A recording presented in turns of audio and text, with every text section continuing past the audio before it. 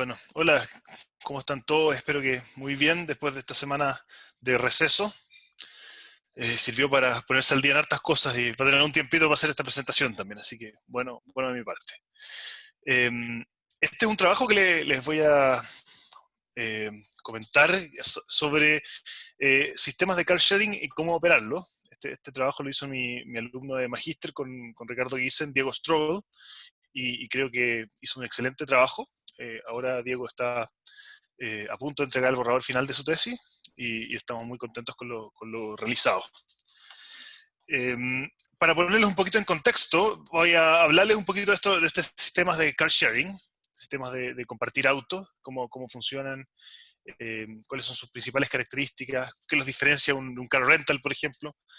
Y después vamos a estudiar cómo operar este sistema. Voy a describirles el problema que estudiamos. Voy a proponerles algunas soluciones que les llamamos políticas dinámicas de relocalización y después presentarles dos experimentos que hicimos. Primero, comenzamos con un experimento simulado sobre un problema de juguetes solamente para ganar intuición, y después tenemos un segundo experimento que lo corrimos con datos reales de la empresa Auto, que muy gentilmente nos proporcionó información de su operación. Luego vamos a terminar con algunas lecciones que se pueden llevar para la casa de esta charla. Entonces, comencemos con un car sharing. ¿Qué es un car sharing? Un car sharing es un servicio de movilidad compartida, ¿ya? Que ofrece movilidad compartida es básicamente un servicio en donde tú compartes un recurso móvil, ¿ya? Puede ser una moto, un auto, un scooter. Han visto varios de estos servicios en Santiago antes del COVID, eran bien populares. No sé qué va a pasar después, pero por lo menos antes del COVID tenían una explosión relativamente potente y estaban para quedarse, y no solamente en Santiago, sino que en varias ciudades del mundo estaba ocurriendo lo mismo. Y la idea es que ofrecen un sistema en donde tú puedes arrendar este recurso móvil por un breve periodo de tiempo, ¿ya? Estamos hablando de horas, minutos, ¿ya? Y todo vía una app, es decir, sin ningún intermediario, ningún vendedor, sino que todo de forma online. Entonces, es un sistema bastante flexible que te permite como acceder a un recurso móvil, en este caso autos, rápidamente. Y estos autos están, en este caso, disponibles en estaciones urbanas, que básicamente son un lote de estacionamiento. Algunas tienen muchos, hay 10, 15 estacionamientos, otras tienen pocos, 2, ¿ya? Pero están estas estaciones urbanas en distintas partes de la ciudad. Y los servicios más flexibles incluso ni siquiera te piden reserva. Es decir, uno puede estar pasando por ahí y quiere un auto, pum, me meto al sistema, reservo el auto y el auto se abre, de hecho, con una tarjeta especial que te dan, o de repente con la misma app te abre el auto y uno toma el auto, lo saca, hace lo que necesita hacer con el auto y después lo devuelve, ¿ya? Típicamente el esquema de pagos de este servicio es una membresía, ¿ya? Más un pago por variable. Y hay distintos planes, de repente hay planes que son solo membresía y no pagas variable, hay otros que son solo variable, obviamente es más caro el variable en ese caso, y cero membresía. Entonces hay niveles de pago dependiendo de la empresa y de qué esquema tenga el pricing. Y como les decía, es una alternativa a poseer un auto y a un car rental tradicional, ¿ya? Con respecto a poseer un auto, básicamente tienes el acceso a este servicio, a este método, ¿no es cierto?, de transporte, modo de transporte, sin tener la inversión ni las responsabilidades ni todos los costos asociados a tener un auto. Por ejemplo, costos de estacionamiento. Acá no necesitas pagar un estacionamiento, lo estacionas en los lugares de auto. No tienes que pagar seguros, patentes, impuestos. No tienes que lidiar con depreciación, mantenimiento, etcétera. Entonces, es básicamente un pay-per-use de un auto. En comparación con tener uno, claramente, si lo vas a ocupar poco, es muy o incluso si lo vas a ocupar de repente frecuentemente, pero no estás dispuesto a asumir estos costos, es una buena alternativa. Y comparado con un rental, la idea de esto es la flexibilidad. Es decir, comparado por ejemplo, con un esquema de Hertz o de rentals más tradicionales, que es súper flexible, no requiere reserva, yo lo recojo y lo retorno donde yo quiera, funcionan 24/7, sin un vendedor de por medio, eh, sin trámites de reserva, ¿no es cierto? Entonces, esta es la oferta que le hacen al cliente, y por eso han sido tan populares en los últimos años. Y hay dos empresas internacionales que eligió muy bien. Una es Zipcar, que ofrece este servicio en Estados Unidos, y otra ShareNow, que está más presente en Europa. Y en Chile tenemos a nuestra empresa nacional que se llama Auto, que ha comenzado a ofrecer estos servicios y ya llevan 2 o 3 años en Chile y tienen ya una flota de 100, 150, 160 autos más o menos, y ya tienen una operación considerable.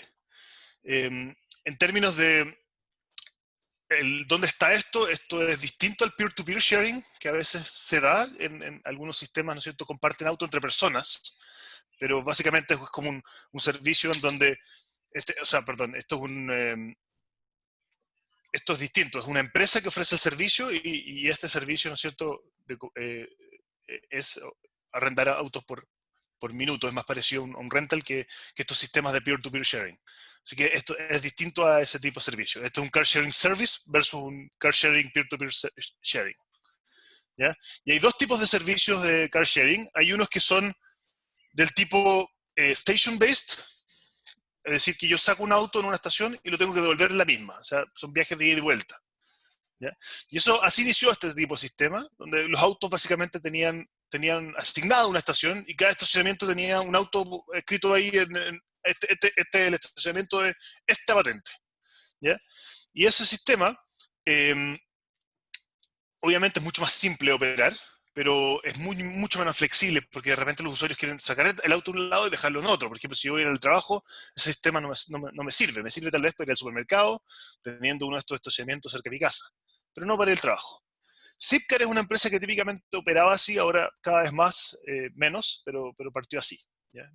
Y este es el tamaño de Zipcar para que vean qué tan grande es. Otro tipo de servicio que es más flexible es el One Way Car Sharing Service, que básicamente yo lo arriendo viajes de ida nomás.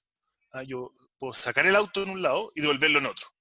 ¿Ya? Y este es el que está creciendo más fuerte porque es mucho más conveniente para el usuario, le da más posibilidades, pero es mucho más complejo operativamente porque ya la operación no es por estacionamiento, sino que una operación de red. Yo saco un auto en un lado y lo dejo en otro, entonces cambio los inventarios en toda la red.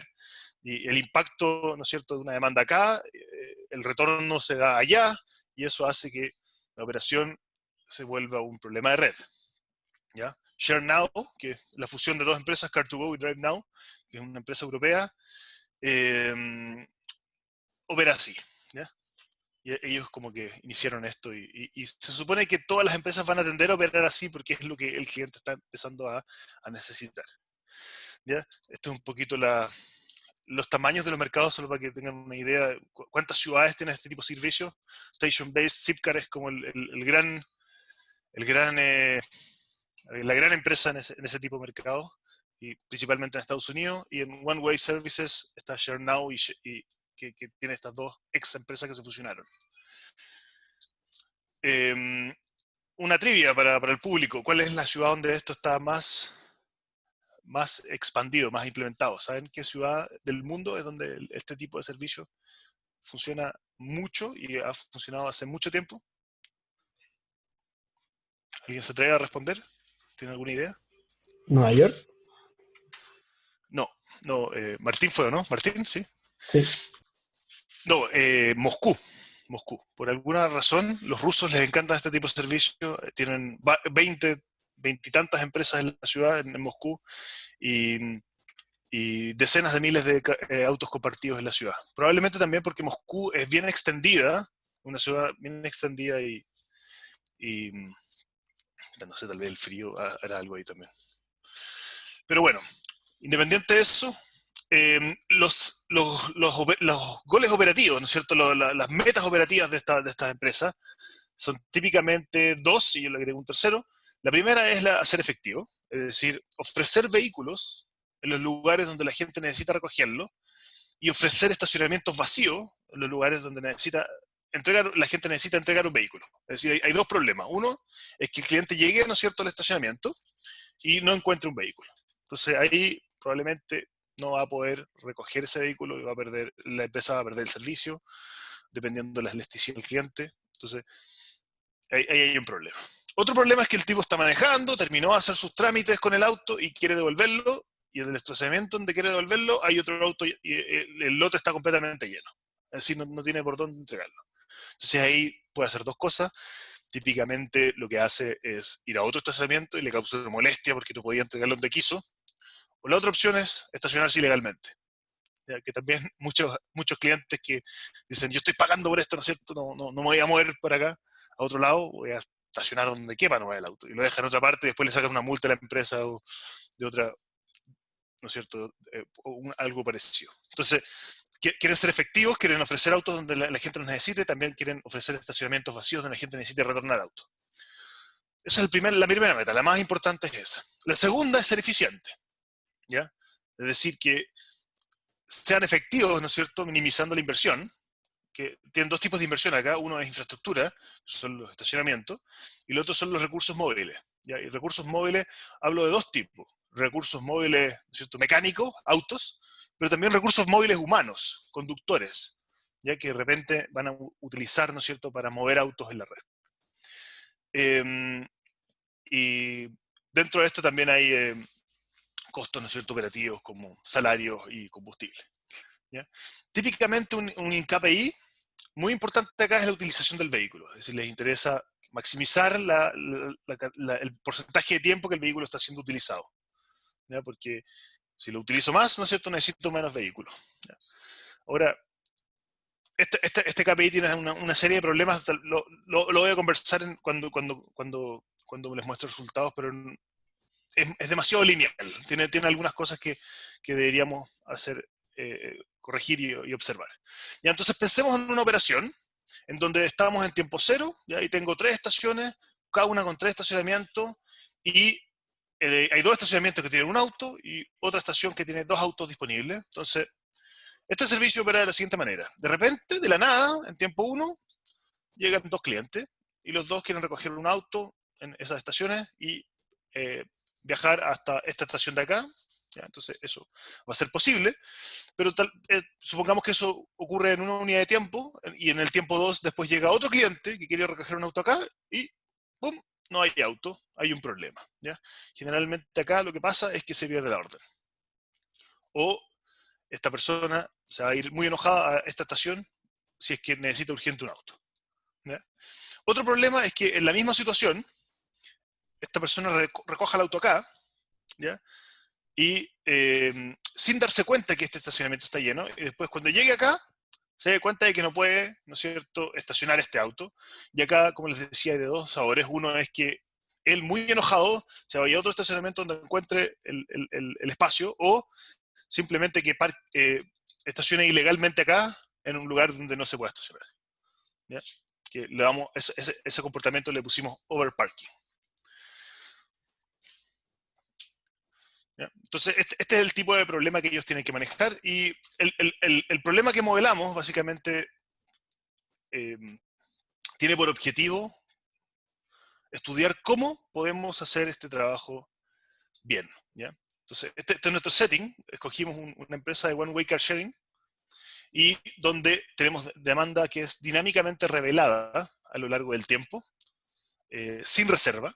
Es decir, yo sé la demanda en tiempo real. Cada vez que yo observo un cliente que solicita un pickup, lo observo en el momento en que el cliente está haciendo el pickup, no antes. ¿Ya? Entonces, completamente sin reserva. Y si es que esta persona no encuentra un auto en el momento en que lo necesita, simplemente vamos a asumir que se pierde esa demanda. ¿Ya? Asumimos que la demanda es completamente elástica. Es decir, si no le ofrecen nada, o sea, completamente, ¿no es cierto?, inelástica. Si no le ofrecen lo que él quería, simplemente no te pide. ¿Ya?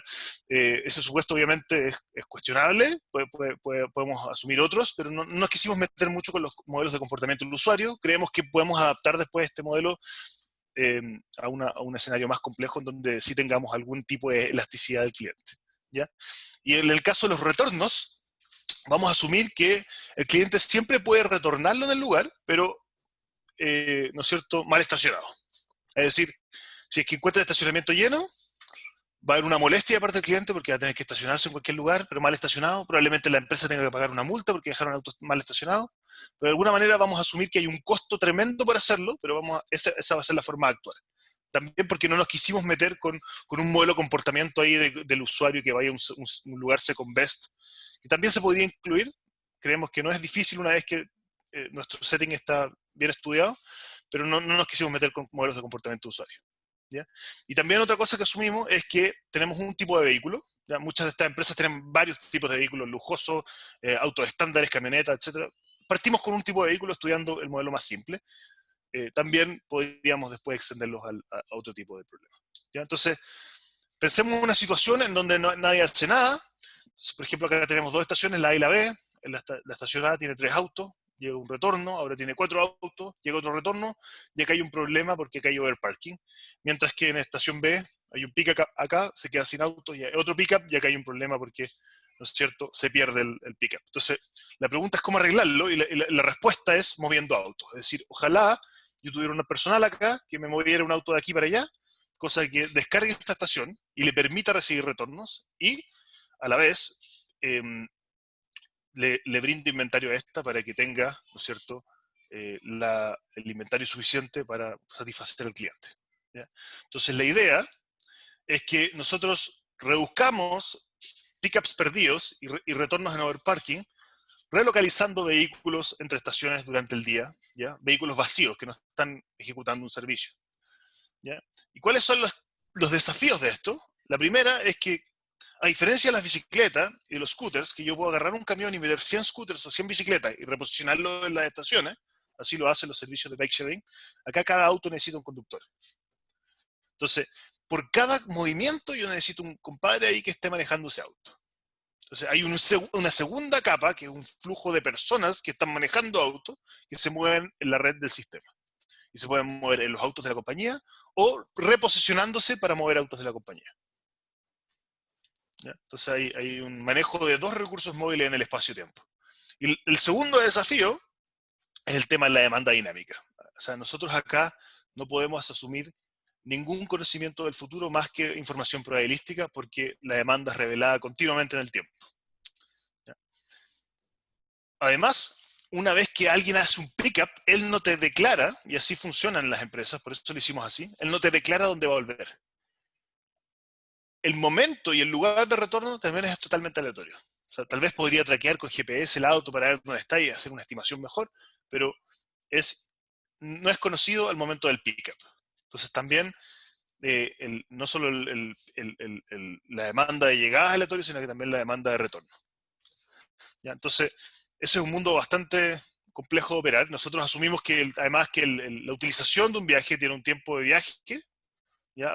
Que depende, ¿no es cierto?, del par y J donde se va a mover, y también de un tiempo estocástico. Por ejemplo, si yo voy al supermercado, eso claramente no tiene nada que ver con tiempo de viaje, es que yo, dependiendo del par y J la solicitud de servicio, ¿no es cierto?, que yo ejecuto el servicio, ¿no? La solicitud yo no te voy a decir el par y J, pero dependiendo del par y J en donde yo solicito, ejecuto el servicio, tengo una demanda, ¿no es cierto?, un tiempo de servicio estocástico que depende netamente de aleatoriedad.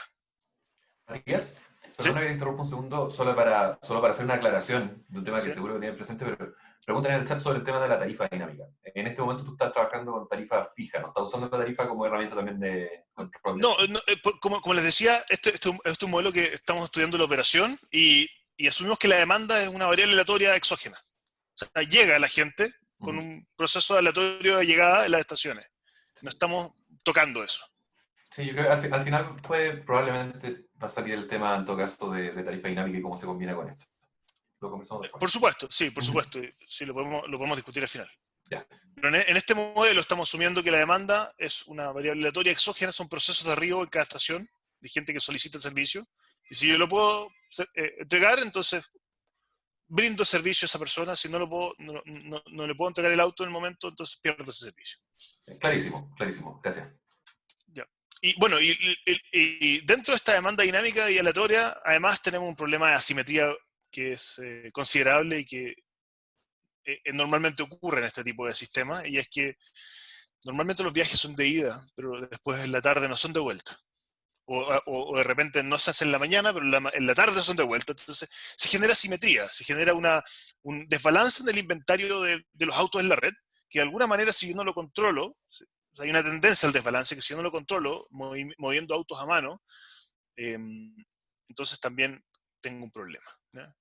Por ejemplo, típicamente en la mañana uno anda más apurado, entonces, eh, no sé, o tiene que hacer un trámite antes de llegar al trabajo, entonces saca uno de estos autos, después hace el trámite, después sale al trabajo, por la tarde se vuelve, no sé, caminando.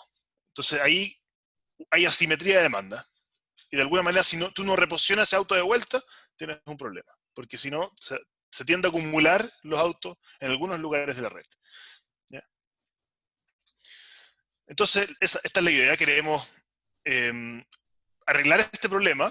¿Ya? Por ejemplo, si tenemos una persona acá, lo hacemos moverse vacío hasta este momento y este staff, ese miembro del staff, nos va a ayudar para relocalizar este auto en este momento de acá y así satisfacer este pickup y descargar esta estación para que alguien pueda retornar el vehículo. ¿Ya? Y la pregunta es cómo hacerlo, ¿no es cierto?, con esta demanda dinámica. ¿Ya? Hay muchas personas que han estudiado, este es un problema más o menos clásico de la ciencia del transporte y la logística que se llama relocalización de recursos móviles, ¿ya? Y se ha estudiado en otras áreas muy distintas, que es el Empty Container Repositioning Problem, que es mover contenedores vacíos. Las navieras, ¿ya?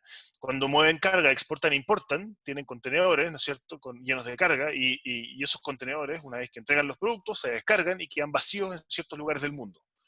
Y si hay asimetría en el comercio internacional, es decir, si por ejemplo un país exporta más de lo que importa, en algún momento se va a quedar sin contenedores. Mientras que otros importan más de lo que exportan y van a acumular contenedores. Entonces, las navieras tienen que relocalizar contenedores vacíos en el mundo, y ese problema se ha estudiado harto.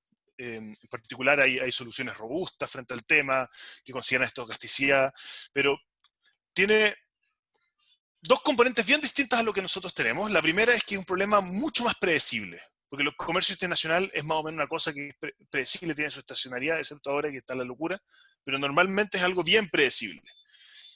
¿Ya? Lo otro es que no tiene el problema de que un contenedor no necesita un conductor. ¿Ya? Hay linieras, ¿no es cierto?, buques que tienen espacio y uno puede meter el contenedor en el buque y esta línea, ¿no es cierto?, sigue un recorrido. No hay un problema de tener un segundo recurso móvil que tenga que manejar el primero. ¿Ya? También Godfrey Powell han estudiado este problema de mudanzas y camiones en una red de camiones de carga.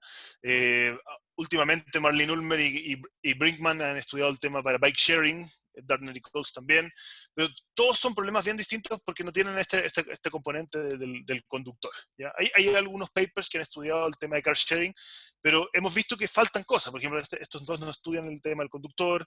Acá las políticas que proponen no son proactivas, es decir, no incorporan información probabilística. Hay otras que son proactivas pero no son reactivas, es decir, no reoptimizan en cada momento para incorporar información que está conociendo el sistema. Y algunas funcionan con demanda determinística, que claramente es un supuesto bien osado. Entonces, nosotros proponemos un research en donde proponemos manejar el tema del staff, manejar demanda completamente incierta, así que se arreglando dinámicamente en el tiempo, pero con información probabilística, y proponemos soluciones que sean tanto reactivas, es decir, que reoptimicen cada vez que reciban nueva información, como proactivas, es decir, que anticipen futuros comportamientos y futura información probabilística. O sea, futura información a través de probabilidades. ¿Ya? Matías, ¿Sí? ¿te puedo interrumpir un segundito para pedir una aclaración? Sí, Cuando sí. hablas de relocalizar staff, y perdón si ya lo dijiste, ¿tú te refieres directamente a diseñar rutas para estas personas que mueven vehículos y moverlas entre estación y estación y hacer todo eso a nivel de detalle? Sí, Perfecto, eso sí, quería solo confirmar. sí. O sea, si Chévere. yo necesito mover un auto de A a B, necesito que una persona esté en A y termine en B. Y si después esa persona va de C a D, Hay que consideráis que moverla viaja entre de B a medio. C, etcétera. Estáis Hay que haciendo moverla, diseñando las claro, rutas de esas personas también. claro. Perfecto. Hay un segundo flujo, básicamente, Mm. sobre el primer flujo. Claro, o Que sea, hay un tiene problema como de pick-up y delivery combinado con... No, bueno, como los vehículos de pick-up y delivery ahora son como personas, pasan a ser vehículos de capacidad 1, en otras palabras. o sea, lo podemos entender, Mm. esto es como de hecho, vamos a ir adelante, les voy a explicar más o menos cómo modelamos esto. Ujú. Ahí básicamente discretizamos esto es solamente en términos de modelo, pero esto ejecuta en un simulador que tiene tiempo continuo, pero el modelo que nosotros tenemos para estimar, ¿no es cierto?, el futuro, tenemos una red y tenemos puntos en el tiempo en donde vamos a reoptimizar nuestro plan, ¿ya? La primera vez que lo vamos a optimizar va a ser el comienzo, y después vamos a reoptimizarlo en puntos del tiempo. Asumimos que tenemos tiempos de viaje conocidos, tenemos un stack y una flota, y número de estacionamientos por estación, y tenemos una demanda que es completamente estocástica, es un proceso de arribo en cada una de las estaciones, y va a haber una probabilidad de retorno en otro cierto punto de la red, ¿ya? Que depende del tiempo que yo hago el pickup, y además la duración del servicio también es una variable aleatoria. No voy a meter en cómo modelamos esto, pero básicamente este es el setting. Y el objetivo es minimizar el número esperado de relocalizaciones de vehículos y de staff, más penalidades que tienen que ver con la insatisfacción del cliente. Y la insatisfacción tiene dos componentes: perder demanda y hacer overparking. ¿Ya? ¿Y cómo modelamos este problema? Lo modelamos como un proceso de decisión markoviana, que es un proceso de toma de decisiones dinámica, en donde en cada punto del tiempo yo tengo un estado que me dice la información del sistema en ese momento, y la pregunta es cómo tomar la mejor decisión dada la información del sistema. ¿Qué información tiene el sistema en cada momento? El inventario de los autos que están en tubería, o sea, los autos que yo estoy moviendo, y el inventario de autos en cada estación, el inventario de staff en cada estación, y el staff que está en tubería moviéndose vacío, y además tengo en tubería los clientes que se están moviendo, que no sé dónde van a terminar, pero que sí, claramente, si tengo muchos clientes moviéndose, indica que van a retornar muchos vehículos en el futuro. Entonces también necesito esa información, ¿ya? Y toda esta información, en cada momento yo tomo acciones. ¿Cuáles son mis acciones? ¿Cuántos vehículos vacíos yo voy a mover? Y para eso necesito un miembro del staff que lo mueva. Y también cuántos miembros del staff voy a mover vacíos sin vehículos. ¿Ya? Y este problema es, o sea, si yo lo modelo, esto se modela con programación dinámica, ¿no es cierto? Un proceso de decisión markoviana es simplemente una extensión de un problema de programación dinámica. Si yo lo modelo con las ecuaciones de Bellman, esto explota por todos lados. Es incalculable por donde uno lo mire. Entonces, el único foco que uno puede hacer de este tipo de problema es heurístico, ¿ya? Ni siquiera voy a poner las ecuaciones de Bellman porque son horribles. ¿Ya? Entonces, vamos a ir a cómo resolver este problema de manera heurística. Lo primero que hay que hacer para resolver cualquier problema estocástico, y yo se lo recomiendo a cualquier persona que está estudiando un problema estocástico, lo primero que tiene que hacer es, ok, supón que conoces la demanda, supón que no tienes el problema estocástico, ¿ya? Entonces, supongamos que tenemos una bola de cristal en donde nos dice, ¿no es cierto?, este cliente llega acá, viaja 30 minutos y retorna acá. Y tenemos la lista de clientes que nos piden durante el día. ¿Podemos resolver ese problema? Y la respuesta es sí. Este problema es una extensión de un flujo en red a mínimo costo, es un flujo en redes de dos niveles. Tiene un nivel que son autos, y sobre ese, como decía Homero, sobre ese nivel de autos, el movimiento de autos genera ofertas y demandas a un segundo nivel, que es el movimiento de personas que no están manejando autos, ¿ya? Entonces es como un flujo en redes de dos niveles sobre una red espacio-tiempo, ¿ya? Donde básicamente los pedidos de los clientes son los inputs del flujo de vehículos, y las relocalizaciones de vehículos son los inputs del flujo de conductores. ¿Ya? Entonces, un modelo combinado ahí.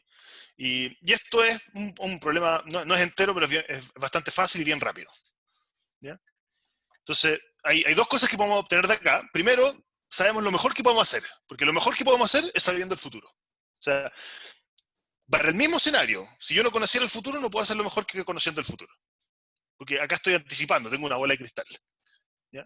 Entonces es un buen benchmark, y el promedio de esto sobre varios escenarios es básicamente se llama cota inferior de información perfecta, porque es una cota inferior de lo mejor que puedes hacer asumiendo que conoces el futuro. Es como si una bola de cristal te dijera todo, esto es lo mejor que puedes hacer, ¿ya? Entonces lo vamos a usar como benchmark, ¿ya? Pero además nos permite estudiar este problema y ver qué podemos hacer en el problema estocástico, ¿ya? Lo primero que se nos ocurrió es hacer un horizonte rodante, es decir, ok, tengo algo para resolver el problema determinístico. ¿Qué pasa si miento y digo voy a asumir que el futuro se realiza en su valor esperado? Entonces, en vez de un número determinístico, voy a ingresar ahí números de valores esperados, ¿ya? Y voy a ejecutar una política de horizonte rodante. Eso es lo que llamamos un horizonte rodante determinístico, en donde, ¿no es cierto?, en t igual 1, ejecutamos un plan hacia adelante, no sé, tantos periodos, ejecutamos una acción en el periodo 1 y después volvemos a replanificar acá con la información nueva que obtenemos acá. Se llama horizonte rodante, ¿ya? Lo primero que uno puede hacer, así simplemente, es asumir, ok, yo voy a poner acá, no sé la demanda, entonces voy a poner demanda esperada y voy a asumir que es determinística y voy a resolver como si fuera un IP determinístico. Eso se llama un horizonte rodante determinístico. Un enfoque súper simple, es lo primero que uno haría en este tipo de problemas. ¿Ya? Pero nosotros proponemos algo que funciona mejor y es lo siguiente. Vamos a desempolvar nuestro libro de modelo estocástico y vamos a utilizar el conocimiento del News Vendor Problem. Supongamos que estamos en un periodo T, en una estación I, ¿ya? Y el estacionamiento tiene un nivel de inventario Q sub IT, ¿ya? Yo quiero calcular la función de costo de overparking y demanda perdida esperada en ese periodo después de ver realizada la demanda, suponiendo que no hay efectos de red y que el mundo se acaba después de este periodo. O sea, un problema de news vendor. ¿Ya?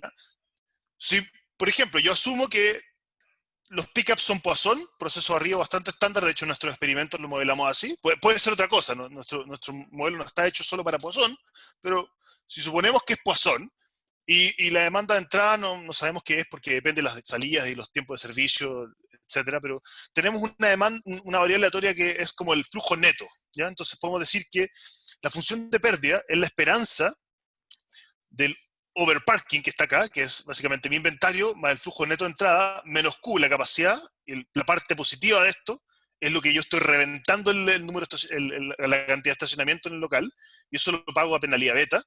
Y acá, si esto es negativo, significa que hay demanda, es decir, esto es un número positivo si hay demanda, y si le resto el inventario, significa que la demanda es mayor que el inventario, y la parte positiva significa que acá hay sobre demanda sobre el inventario, esto lo pago con penalidad de vehículo perdido, o sea, de servicio perdido, perdón. Entonces, esto de acá es una medida, ¿no es cierto?, la función de pérdida de un periodo sin efectos de red de una estación.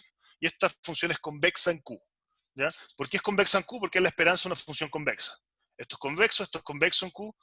Entonces, perdón, en Q sub I, sí. Una función lineal, ¿no es cierto?, máximo, esto es una función lineal máximo también. Estos dos pedazos son convexos y si le saco la esperanza, eso es convexo. Entonces, tenemos una función convexa en Q que me dice el costo, ¿ya? Y si nosotros lo que podemos hacer con esto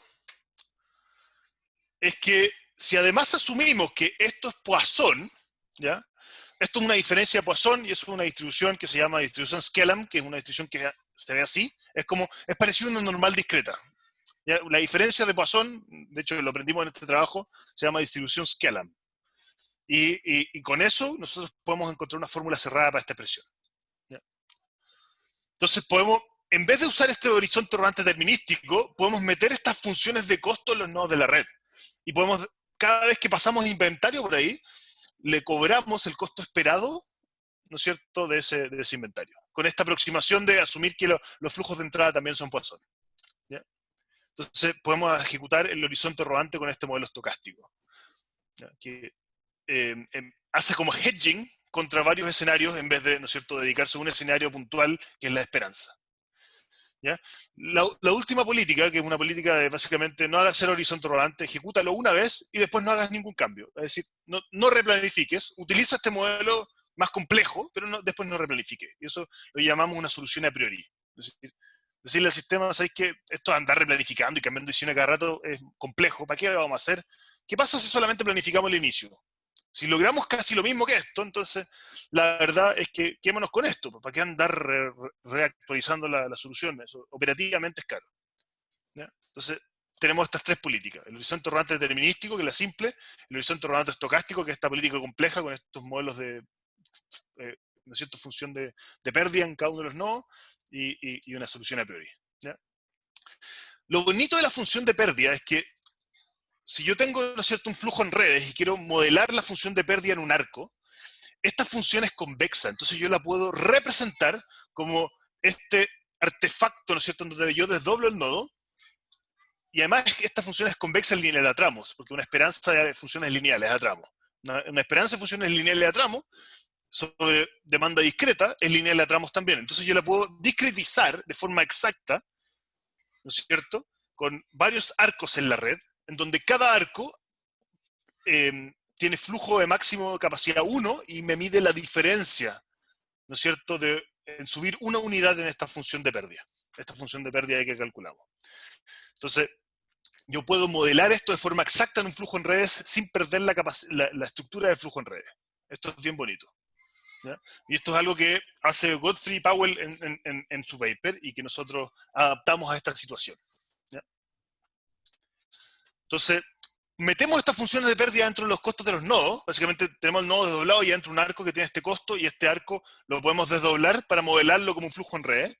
Y tenemos estas funciones, ¿no es cierto?, este flujo en redes en el espacio-tiempo, en donde tenemos funciones convexas que nos miden la función de pérdida en cada uno de estos nodos. Y con eso, si yo dejo tanto inventario en este nodo, esta función de pérdida me va a decir cuánto en costo esperado voy a pagar de inventario con esta aproximación.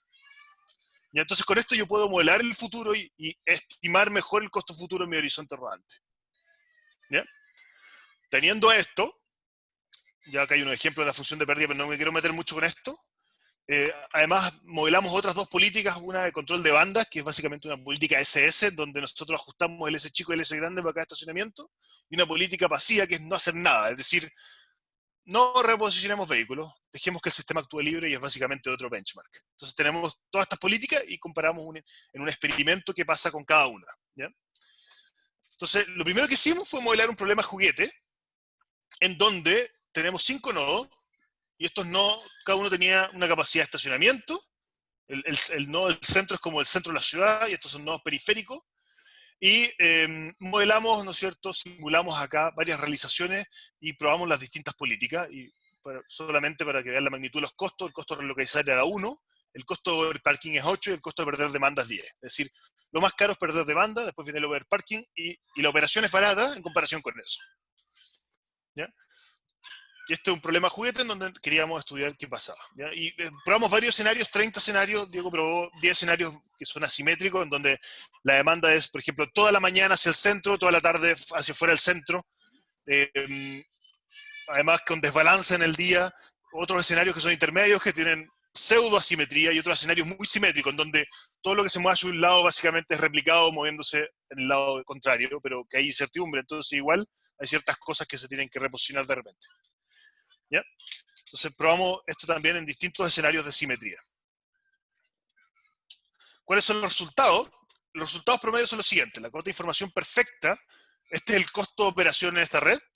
Esta es nuestra política de horizonte rodante estocástico, que duplica la cota de información perfecta, pero esta es factible, esta es infactible, esta tiene una bola de cristal. ¿Ya? Y estas son las otras políticas, la política de horizonte rodante determinístico, la cota a priori, es decir, resolver el modelo estocástico a priori. Y fíjense que estas dos son bien parecidas, pero tienen enfoques nada que ver. Esto es básicamente reoptimizar sin pronósticos buenos del futuro, y esto es un excelente pronóstico del futuro, pero no reoptimizar. Entonces, estas dos cosas combinadas son esto. ¿Ya? Entonces, usamos como lo mejor de estas dos en cada una para combinarlo acá y logramos esa mejora. ¿Ya?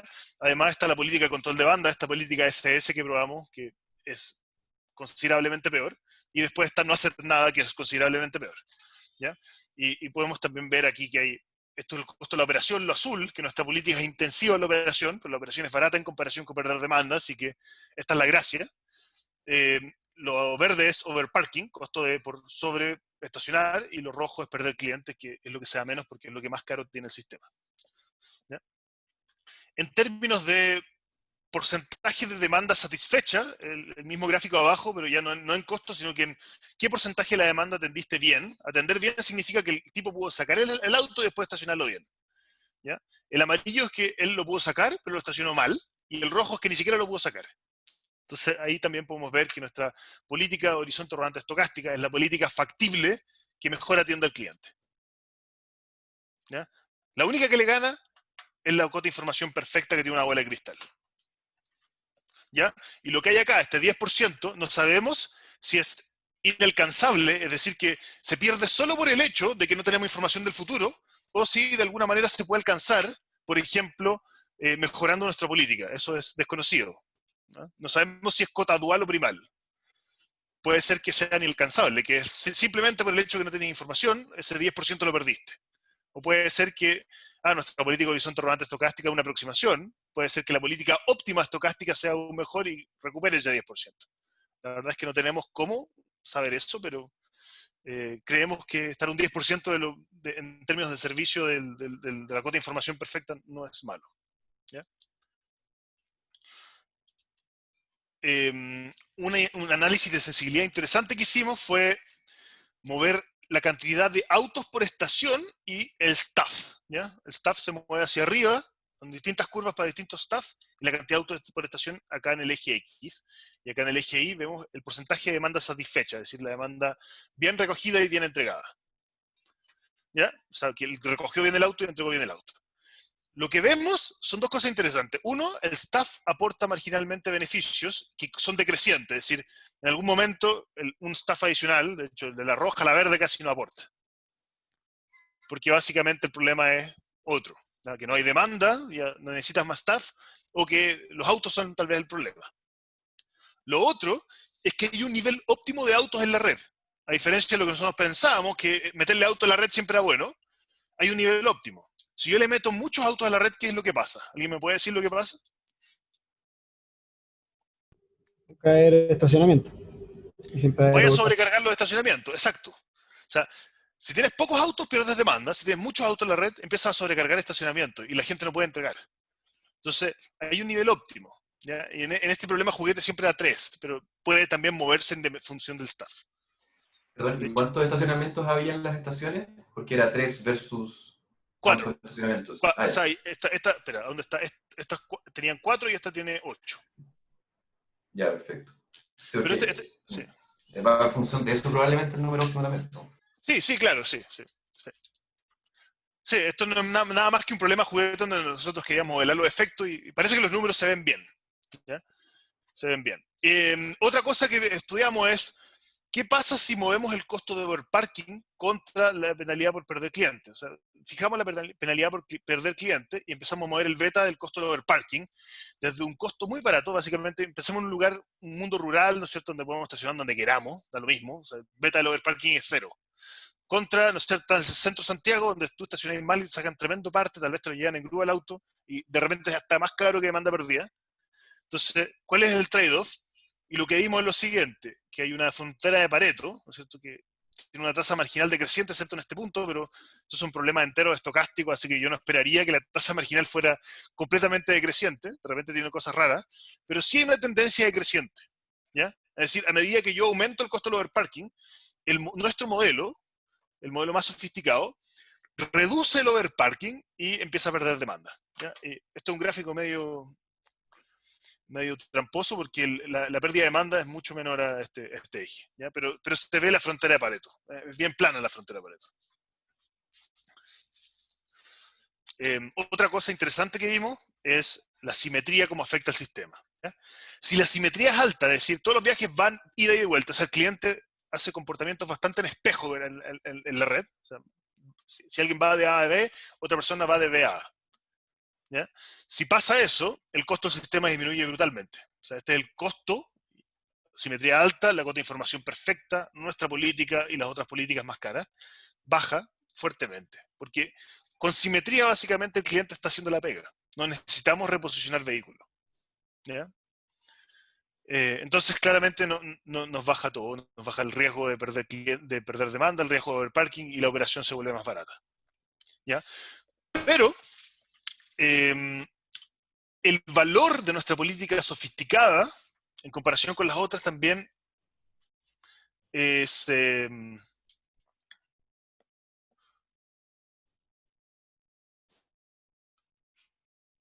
perdón, al revés. Cuando yo tengo alta asimetría,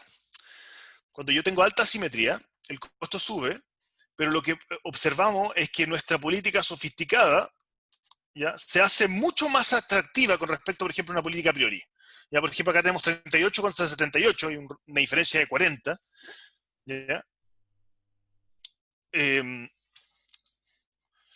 acá el problema, o sea, perdón, la mejora es reoptimizar, básicamente. Acá reoptimizar contra la a priori contra ¿no es cierto? El mismo modelo, pero reoptimizado. Acá la mejora es reoptimizar, porque mi modelo simétrico me interesa reoptimizar constantemente. No hay mucho beneficio en un modelo sofisticado, pero acá hay más beneficio en un modelo sofisticado. ¿Ya? Entonces, dado este problema juguete, después dijimos, ok, démosle un problema real. Y le dimos el problema de auto. ¿Ya? El problema de auto, ellos gentilmente nos presentaron sus datos, tenían 208 estaciones, pero consideramos 75% de ellas, 156, son las que tienen mayor demanda, porque hay unas que realmente eran bien poco utilizadas. Una flota de 170 autos, antes había dicho 160, son 170. Un promedio de 3 estacionamientos por estación y una demanda bastante asimétrica. Es decir, tener una medida entre 0 y 100 de simetría que inventó Diego, y la simetría de auto era 31%. Significa que era bastante asimétrica. ¿Ya? Una operación entre 6 y 11, 6 miembros del staff y más o menos en un día 400 pickups. ¿Ya? Entonces nosotros hicimos simulaciones para tener un 95% de confianza en nuestros resultados y corrimos nuestros modelos acá. ¿Ya? Lo primero que nos vimos enfrentados era que eran muy lentos y básicamente el horizonte rodante no podía mirar muy adelante, porque este es un modelo más grande, era un modelo del mundo real. ¿Ya? Entonces tuvimos que calibrar cuánto para adelante miraba nuestro horizonte rodante y vimos que 5 periodos era un buen punto en donde el costo se reducía bastante y el tiempo de cómputo en segundos por periodo, segundos por básicamente decisión, estaba por ahí por 2 minutos. ¿Ya? Nosotros optimizamos esto cada media hora, así que 2 minutos era razonable. 10 minutos no. ¿Ya? Entonces nos quedamos aquí en 5 periodos, que eran periodos de media hora. Miramos básicamente 2 horas y media hacia adelante. ¿Ya? Otra cosa es que en este modelo la cuota de información perfecta no era calculable, así que no tenemos un benchmark de lo mejor que podemos hacer en este caso, pero sí, o sea, 0 es lo mejor que podamos hacer. Ese es nuestro benchmark. ¿Ya? Entonces tenemos, en este caso, esta situación. Claramente los resultados no son tan bonitos como el problema juguete, pero nuestra política de horizonte rodante estocástico sigue siendo la mejor en comparación con el resto, tanto en costo como en servir cliente. ¿Ya? El costo es casi la mitad de no hacer nada. Servir clientes puedes aumentar un servicio, un 74% de los clientes que sirves, independiente si tienes overparking o no, contra 62. Pero al ver estos datos dijimos que hay algo raro acá, porque ¿cómo es posible que todavía estemos tan bajos? O sea, ¿cómo llegamos al 100%? Eso es lo que nos preguntamos. Entonces, nos preguntamos si había un problema con el staffing y de la flota. Así que estamos operando básicamente totalmente subdotado y con pocos autos. O hay otro problema tal vez, no sabemos. Entonces lo que hicimos fue hacer un análisis de sensibilidad metiéndole más flota y más staff a auto. ¿Ya? Y logramos estas curvas de mapas de calor, ¿no es cierto? Estos más staff, perdón, más flota, 100%, 120% de flota, 140% de flota, 160% de flota, hacia abajo el staff. Es decir, acá, si le metíamos en vez de 6 personas, que es lo que tenían ellos, le metíamos 12 personas y un 160% de staff, logramos un 73%. ¿Ya? Y esta es la utilización del auto, abajo. Acá se utiliza el auto más o menos un 10%, acá lo utilizamos un 7% del tiempo. Entonces vimos esto y dijimos, bueno, logramos una mejora, pero ¿cómo puede ser que optimizando staff y la flota lleguemos a 73% de la demanda cubierta? ¿Qué falta? ¿Qué falta? ¿A alguien se le atreve qué falta? ¿Se le atreve a preguntar qué falta, perdón? Mayor cantidad de estaciones, quizás. O de estacionamiento en las estaciones también. Los estacionamientos tienen un problema acá grave y este histograma lo dice todo. Este es el histograma de los estacionamientos y las capacidades de cada estacionamiento en auto. ¿Ya? ¿Alguien que no sea Martín Cadagán ni Homero me puede decir qué podría pasar acá? ¿No? Oye, Matías, ojo que son 5 Sí. para las 2. Entonces estamos casi. Ya.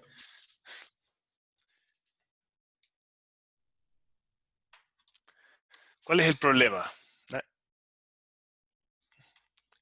Acá tenemos capacidad de estacionamiento, un estacionamiento, 2 estacionamientos, hasta 7 o más, el número de estaciones con esa cantidad de estacionamiento.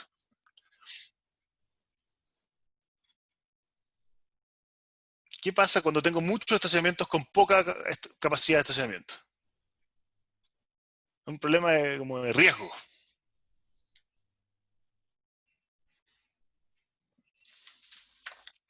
Y sea muy alta la probabilidad de que o esté lleno el estacionamiento para estacionar, o cuando al momento de querer ir a buscar un auto tampoco haya ninguno, porque pueden haber máximo dos, por ejemplo.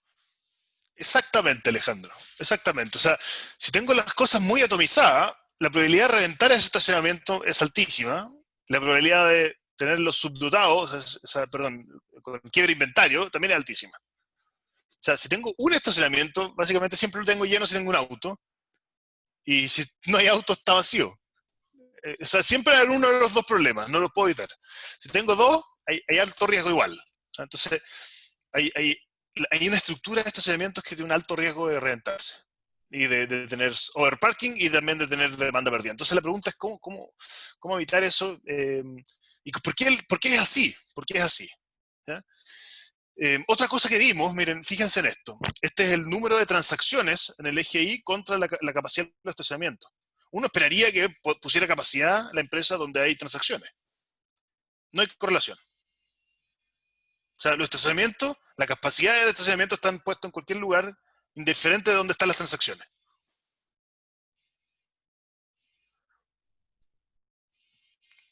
¿Ya? Y después nos pusimos a pensar, y es obvio, porque probablemente a auto le dan un lote y una bencinera, en el Alto Las Condes les dan dos, otros, ¿no es cierto? O sea, ellos no tienen, yo creo, una herramienta para ver dónde deberían poner estacionamientos, sino que los colocan donde, ¿no es cierto?, les dan los estacionamientos. Entonces no hay una relación con la demanda. ¿Ya? Y ese es un problema que está afectando el performance del sistema. ¿Ya? ¿Ya? Entonces, una de nuestras recomendaciones fue, la primera fue aglutinar, ojalá, estacionamiento. O sea, si pueden hacer menos estacionamiento, en vez de tener dos separados en una misma zona, o tener las dos zonas, pero hacerlos operar como una, es decir, como que esto es estacionar en tal zona, donde hay 3 o 4 estaciones de uno o dos estacionamientos, pero que funcione como una zona, ¿ya? Para que el cliente se acostumbre a un funcionamiento así, tal vez. ¿Ya? Si hicimos eso y empezamos a meter estacionamiento y meter más inventario por zona, o sea, básicamente optimizamos todo y llegamos al 99,1% de cobertura. Efectivamente, el problema era el tema de los estacionamientos. ¿Ya? Así que la capacidad acá y la infraestructura era el problema que vimos y nos dejó tranquilos porque quería decir que las políticas siguen funcionando, que no era un problema operativo, sino que el problema más arriba, ¿no? ¿Ya? Entonces, lecciones, y acá termino. La primera es que dentro de nuestras políticas, nuestro horizonte rodante estocástico funcionó bastante bien, y el car sharing, ¿no es cierto?, tiene este problema adicional de que necesita un conductor y que hace el problema mucho más complejo que un sistema de bike sharing o de scooters. Más staff siempre es mejor, pero hay una capacidad óptima de vehículos. Y en el caso de estudio, nuestra política de horizonte rodante también gana, pero de repente hay problemas que son más estratégicos que operativos y había que ver también ese nivel. Cosas que nosotros queremos hacer a futuro. La primera es optimizar la capacidad de las estaciones, cómo combinar esto con ese tipo de decisiones. Lo hemos empezado a hacer, pero todavía hay heurístico, un enfoque más general. Consolidar el movimiento de staff cuando estoy reposicionando. Ahora estamos asumiendo que el staff es flujo. La verdad es que el staff debería ser ruteo. Por ejemplo, podríamos tener buses para reponer staff. Y ese problema es bien complejo porque se vuelve un problema de ruteo en el staff. De hecho, un staff podría relocalizar un auto y a la vez reponer otro staff. Porque los autos tienen capacidad para 3 o 4 personas. O sea, hay una componente bien interesante. Lo otro, tener distintos tipos de vehículos, con vehículos intercambiables. Por ejemplo, los autos lujosos les sirven a las personas que quieren auto normal, pero a las personas que quieren autos lujosos no les sirve el auto normal. Entonces hay un problema de como flujo en redes multicommodity ahí. Vehículos autónomos, eso es un problema aburrido, ¿no es cierto? Porque no tienen el conductor, así que se simplifica nuestro problema. Vehículos eléctricos tienen más restricciones también, entonces hay que incorporarlas. Restricciones legales y de turnos de trabajadores también es interesante. Y algo que me motiva bastante a mí es el tema de cómo meter reinforcement learning para aprender estas funciones de pérdida que ahora las calculamos con un supuesto teórico, pero podríamos calcularlas con Q-learning, con algo un poquito más de aprendizaje reforzado. Y eso, hacer un enfoque data-driven ahí, creo que sería un buen esquema para mejorar bastante la política. ¿Ya? Así que ahí termino, perdón, siempre me paso el tiempo. pero terminan las 2. Me puedo quedar acá a responder preguntas y feliz de conversar el tiempo que sea necesario.